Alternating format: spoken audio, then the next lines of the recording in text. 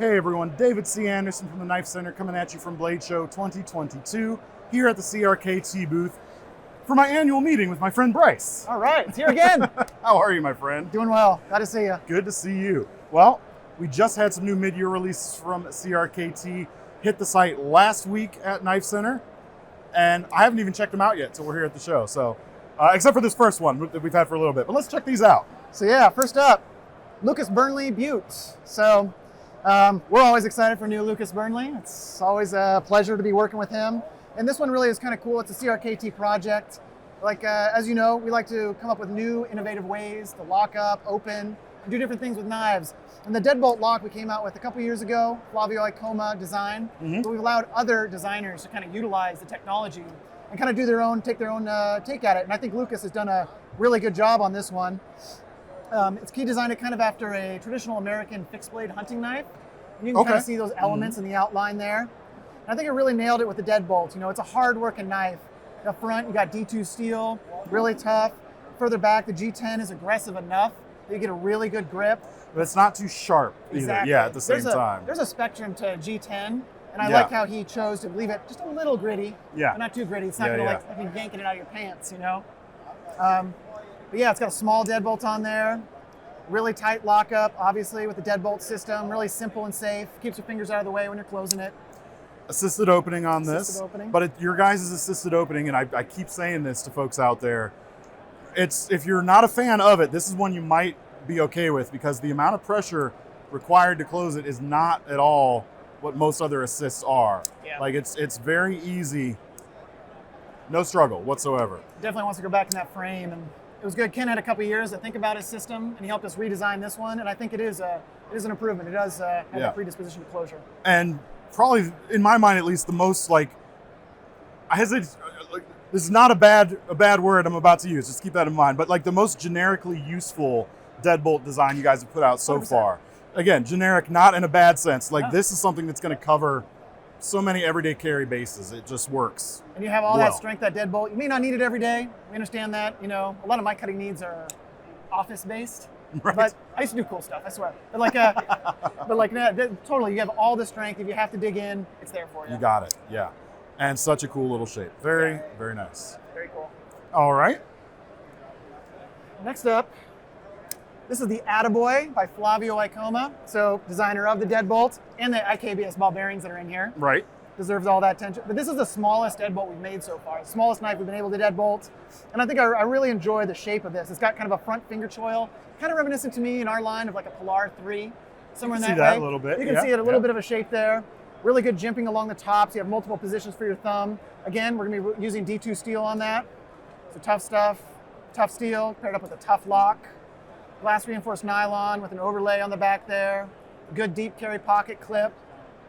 A little bit more EDC friendly. In the beginning, we kind of made really big knives with the deadbolt. We really wanted to showcase the strength, exactly. Sure. Yeah. So this is kind of cool to get a smaller model, something that's a little bit more pocket friendly. And and just another Flavio. It has got such a cool shape to it. It really does. It stands out. Assisted as well on this one. Yep. A little micro flipper, a cool piece there. It doesn't need a stop pin because of the deadbolt lock, so we're able to put that flipper in kind of an awkward position that would normally catch it. Say awkward, but it's not awkward to use. Awkward as compared to other flippers in the market. That's not a bad word. No, it's not a bad word either. Yeah, I mean, that's a really nice shape. What I like about this blade, in addition to like just having a really distinctive look without being something that looks like you're not going to be able to use it like in versatile ways, the geometry of this blade is excellent. It's stock too. Yeah, it's a little bit, it's not crazy thin here, but it's wide enough that tall flat grind there. Yeah. Awesome little cutter. Yeah, very, very cool. Yeah. And very, very easy to carry. I like that a lot. Yeah, Flavio did a great job. Yeah. I'm not even like blowing smoke. Like these I think are my two favorite deadbolt knives you've released yet. I agree. They work. It's going to take a while. We're figuring it out. We're figuring out the right home for it. It's cool design, and we look forward to what we can do with it. So. Excellent. Next up, something I think your viewers might be familiar with. This is a Ken Onion home front. Our previous version had our first edition of the field strip on there. We like this blade so much, we've evolved the field strip mechanism. We wanted to bring this one back though. And Ken Onion, we had originally asked him to make us a tactical knife. And Ken Onion doesn't want to make a traditional knife. Right. He doesn't want to do that. He's going to do Ken Onion. He's going to do Ken Onion. Yeah. And so he kind of went back to World War II kind of colors and themes there. It's all Ken Onion blade though. That big belly. Oh, yeah. Maximizing your cutting edge towards compared to the handle.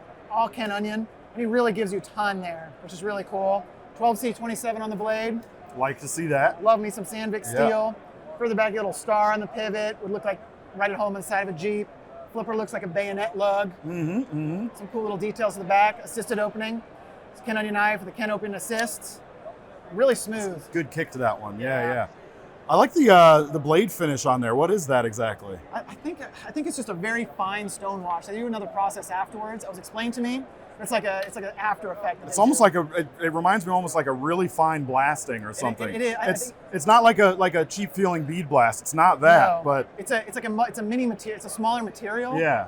Again, this is outside my production side of me. I need to get a little bit better on, but it does nice. have a good look. Yeah. And I like the looks color. really nice. Color's a little bit more olive drab than before. It's still aluminum. Yeah. Still aluminum, so you get the lightweight with liners. Very Simple cool. pocket clip. That one's been in my pocket more than anything. I love that knife. I still have, and haven't carried it in a while, but I still have one of the one that says first edition on it too, from the field strip version. So yeah, I'm well acquainted with this knife, and it is a very nice knife. Yeah. Very cool. Very cool. So we'll be kind of sticking here with the Ken Onion theme. This is the Stickler by Jeff Park. So Jeff Park works with Ken Onion. He's kind of learning the trade. I mean, lucky guy, running a Ken Onion, and you get to learn from the best, one of the best of all time, and really cool to see another folder from Jeff Park. The Crossbones is a great knife, and so this knife here is kind of designed after a produce knife. And you can kind of see that with the long, slim blade, 12C27 again, which I think is appropriate for this blade. A little slight fuller, all aluminum scales. The little flipper works as a bit of a finger reminder to me, like a little choil. Yeah. Not so much as a guard, but a reminder. I like that. That's a good. reminder. Yeah, I like that. Everyone's making knives that are equally shaped, and if you take it out and you have to think about it, that gives you that little reminder. Yes. I really prefer that. Yeah. Produce knives, it's interesting. I think of like the melon knives and that sort of thing, like that big, long, narrow. You nailed it. I remember I was going through the copy, and they're like, they based it on a melon testing knife, and I was like, is this just random copy they put in there? No, that's the thing. That's the thing. Totally. So I got to go learn all about melon knives. But it's great. You could see how you could core a melon, and you could take a sample. I could totally see that. Well, usually they're a bit longer too, but man, this thing, the narrow. I mean, you guys, it feels like the CEO is such a success, and you guys are really offering more cool stuff in in a similar vein. Totally. Because that long, narrow blade, it's agile. It can go around corners pretty well. It's just a nice little shape. Very detail oriented. Oh yeah. Another little cool piece there. You can see the Ken Onion effect on the backspacer. It's milled out. We saw that on Stylus. Yes. Yeah. Beat me to it. Yeah. I knew what it was. Sorry. I promise. I took away the challenge. I knew you would get it. Yeah. But that's cool. A little Ken Onion feature there. Again, maximizing getting every millimeter you can of blade length out of it. While still maintaining that spacer sticking out the back there with a little bail. Assisted opening. Very cool. Yeah, really cool little blade. Yeah, very nice. Very stylish. Really excited to see how Jeff Park's kind of taking it on and making it his own too. Yeah. Definitely developing kind of his own style at the same time. Yeah. Next up, Mike Bond. So, still in the Hawaiian Islands here. Mike Bond is just such a cool dude. He's so interesting, the way that he just kind of started off doing Kickstarters. He's made a whole business out of himself, running multiple CNC machines. I'd encourage everyone to go check out TI2 Designs, his website with all his high-end titanium pens and money clips. So cool. Some also available at KnifeCenter.com. Just putting it out there. Oh, that's good. I like that. Mike Bond's cool. So I always appreciate. We've done a lot with his tech liner pens. And this is a second version of our Campano. So Wharncliffe blade on this one, blue accents. What he really wanted to do was he saw a lot of people carrying their keys on their belt loops there. And so he wanted to make that not only a little bit more utilitarian by adding the blade, but he also made improvements on the carabiner gate. He had these little wings that just make it easier to find and put on your belt loop instead of shoving your finger in a gate like you would with a normal. You're off to the side instead, Exactly. And you can also pop a bottle open up with that little topper there. So it's technically a multi-tool. It's technically a multi-tool. It's got the thirst quenching technology on there. Thirst quenching technology. But a really cool blade. I know a lot of people in our office carry their keys that way, and so this has been a really useful piece for them, and just excited to get another Mike Bond. It's a great everyday utility knife. Oh, totally. Yeah. If you forget your main use knife, you'll have something always. A little Very backup. nice. Very cool. Next up is Robert Carter. This is called the Ox Cart. It's a tank of a name for a tank of a knife. This thing is burly.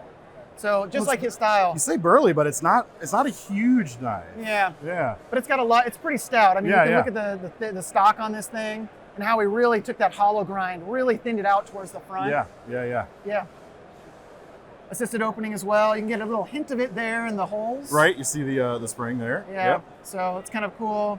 Big frame lock, thumb stud or flipper opening. Yeah, it's not for the size of it, it's got a little bit more heft in the hand. Yeah. Definitely gives you something to really grab onto and push into, I would say. Yeah. Yeah. It's really reminiscent of his style too. When you look, he uses a lot of Timascus, a lot of like really heavier looking Tontos, and same thing like the Jettison we've done with him in the past had kind of the similar qualities. So.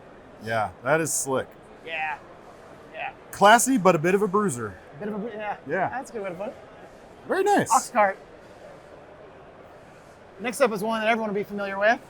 This is another extension to the Minimalist series. And the Minimalist is more of a handle at this point, right? Right. It's more of a style of carry and a handle. It's the great finger-choiled handle that I have yet to find anybody who finds it uncomfortable. Well, I've always said I've got pretty large fingers, Yeah. and it still works for me, no problem. Never found anybody who doesn't like it, which is amazing. It's just a real achievement in ergonomics. Well, all down to Alan Foltz, really. I mean, Alan Foltz too. Yeah, just a Nailed brilliant dude. And this is the new spear point blade we added to it. It's another feature on this one is it's based on his X2, which is twice as thick as a normal Minimalist. So you'll be able to see Minimalist fans will feel it right off the bat when you pick this thing up. It is quite a bit thicker. So if you need a little bit more heavier use, harder working Minimalist, this is the one you should consider. Spear point blade, slight fuller up there on top, same jimping that you have, and the little pinky catcher on there with the little lanyard right there. The fob for a little bit more. Yep. Are we 8CR steel on 8CR. this one? Yeah. So that's a bit Hollow of an improvement ground. on the others. They were all 5CR. So we bumped it up to 8, which is good. Yeah. Use the word bruiser again, perhaps. 100%. Yeah. Just a little beater. Little beater. Yeah. Yeah. Very nice. It's really cool. Always excited to get more Alan Foltz. I haven't seen him yet. I gotta go hunt him down. He's somewhere. He's Fun. around. He's I like by it. his fans. Yeah.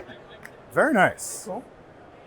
And then last but not least. Last but not least, the James Williams Ske. This thing gets me excited every time. The new HD6 we came out with this year has been one of my favorite knives. And we've always done some more Japanese themes with James. He's obviously he appreciates Japanese culture and knife making. And we've always taken those designs, put them in modern materials. And so this is kind of our first Scandinavian look with him. Yeah, there's definitely more of that Norse influence here than the Asian. Yeah. You got that big beard, which is pretty typical. I like the little hook on the bottom too. This knife the axe just wants to be swung. I don't know what it is, but you just get it in your hand and it just wants to roll. That does feel kind of nice. It kind of hooks you right in. I know. Even the grind is interesting. It's much more of like a knife grind. We didn't make it on like a convex edge. Right. So you give it the stout flat grind there. It's a lot sharper. And I don't really think it's really a woodworking axe. You might be able to do some detail work there. Realistically, James designed it as a self-defense tool. Interesting. All right. And the sheath really lends itself to that. It'll come with two little clips. You can put it on your hip if you want. He carries it on his rucksack. There's a great video of him that shows how he does it. But gotcha. Really smooth out of there. And of course, that beard is going to help if your enemy is, advancing at you with a shield wall. Yeah. Right out. You know, I know what things are for. Who doesn't find oneself up against a shield wall from time to time? I know I do. Well, better to have and not need than the opposite. So, yeah, that's very cool. This is a cool piece. All SK5 steel. I was just going to say, SK5 on this? Yeah. Very good, tough stuff. Tough stuff, yeah. So awesome. I'm excited to see that. James has got a whole bunch of fans, obviously, online. I'm excited to see the videos. We get so many people chopping water bottles and, and doing all that stuff. So I'm excited to see what people what they're going to do with this guy. Man, I'm stoked. Very, very cool. Well, that's all we have at the moment, folks. As I mentioned, this stuff is available now at the KnifeCenter. We'll make sure to have links in the description. It'll take you over that direction. And keep sticking around for more great Blade Show coverage. Bryce, thank you so much. Thanks, guys. Appreciate